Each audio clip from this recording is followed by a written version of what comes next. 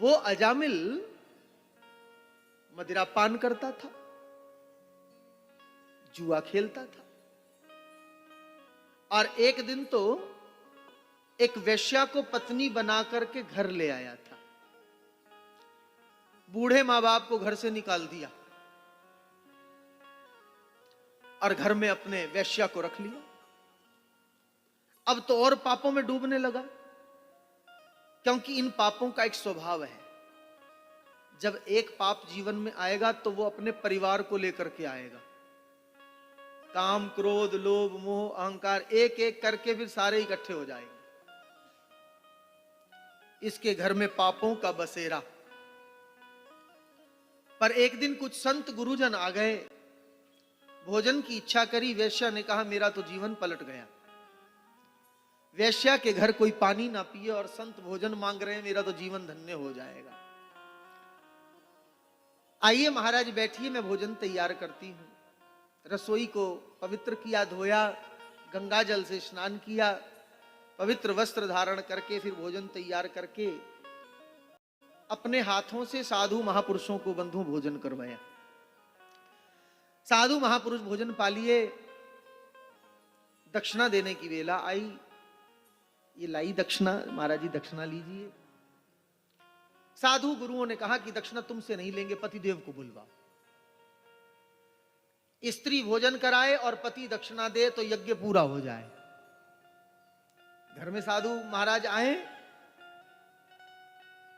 तो पत्नी भोजन करवाए और पति दक्षिणा दे,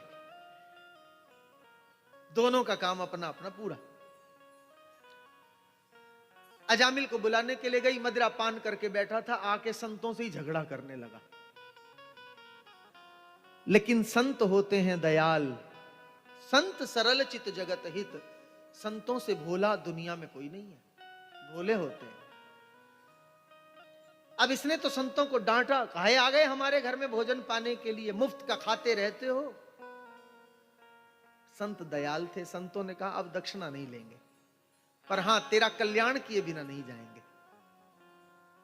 आपके घर में जब कोई साधु गुरु ब्राह्मण भोजन करते हैं तो वो आपके पाप और आपके कष्टों को खा जाते हैं, आपको सुख दे करके जाते हैं, आपका दुख बटोर के ले जाते हैं। महाराज आज जब अजामिल ने अपमान किया, संतों ने कहा हमें और कुछ नहीं चाहिए, तेरी स्त्री गर्भवती है, बस उसका नाम तू नारायण रख देना। अजामिल ने सोचा क्या जाता है, नाम तो कुछ रखना है, नारायण रख देंगे। ठीक है, रख देंगे नारायण। और इतना कह करके साधु वहां से चल दिए। साधुओं ने कहा हमारा काम बन जाएगा, अब अजामिल पर कृपा हो जाएगी। और अजामिल ने गुरुओं की बात मान ली, अनजाने में ही सही, लेकिन मान ली। याद रखना, जो संतों की गुरुओं की बात मानेगा उसका कल्याण होगा। ये व्यासपीठ से अगर आपको कुछ बोला जाता है और आप उसे मानते हैं तो आपका कल्याण सुनिश्चित होगा, संदेह नहीं है। अनजाने में ही सही अजामिल ने बात मान ली। पुत्र का जन्म हुआ, नाम रख दिया नारायण। समय बीतने लगा और समय बीतते बीतते बीतते एक दिवस ऐसा आया जब अजामिल का अंत समय निकट आ गया। अजामिल उस अंत समय को देख करके घबरा गया और घबरा करके अपने बेटे को बुलाने लगा। पीड़ा के समय व्यक्ति किसको बुलाएगा? जिससे वो प्रेम करता होगा। अब इसका प्रेम स्नेह पुत्र में था तो आवाज देने लगा, नारायण नारायण नारायण मेरी रक्षा करो। 3 बार बोला। आंगन में खेल रहे बेटे के कानों में आवाज नहीं पड़ी, लेकिन वैकुंठाधिपति श्रीमन नारायण के कानों में आवाज पड़ गई। सप्तलोक ऊपर से अपने पार्षदों को भेजा, जाओ मेरे भक्त की प्राण बचाओ, मेरा भक्त किसी बड़े भारी संकट में पड़ गया है। आ गए भगवान के पार्षदों ने आकर के वहां पर यमदूतों का हाथ पकड़ लिया और यमदूतों का हाथ पकड़ के कहा कि भैया तुम इस भगवान के परम भक्त को अब नरक में लेकर के नहीं जा सकते। काहे का भक्त? कैसा भक्त महाराज? ये कोई भक्त वक्त नहीं है। इसने तो अपने आंगन में खेल रहे बेटे को पुकारा है महाराज। आप इसे भक्त मान रहे हो? तब कहा कि नहीं, ये भक्त है। क्योंकि भाव कुभाव अलख आलसहूं, कोई व्यक्ति किसी भी भावना से भगवान का नाम लेगा, उसका कल्याण होगा ही होगा, सुनिश्चित उसका कल्याण होगा। सुखदेव जी महाराज परीक्षित से कहते हैं, इसने भय के कारण और गलती से अपने पुत्र के नाम के रूप में प्रभु का नाम क्या बोल दिया? भगवान ने पार्षदों को भेज दिया और भगवान के पार्षद बोले, यमदूतों एक बात बताओ, कोई व्यक्ति आग में गलती से हाथ डालेगा तो भी हाथ जल जाएंगे, और जानबूझ करके हाथ डालेगा तो भी हाथ जल जाएगा। आग का काम हाथ जलाना है और भगवान का काम कृपा करना है। आग हाथ जलाए और भगवान कृपा करें, ये स्वभाव है। अब तुम इसे लेकर के नहीं जा सकते। यमदूतों को लौटा दिया और अजामिल के प्राण बचा लिए। भगवान के पार्षद लौट गए, लेकिन अब अजामिल की बुद्धि खुल गई।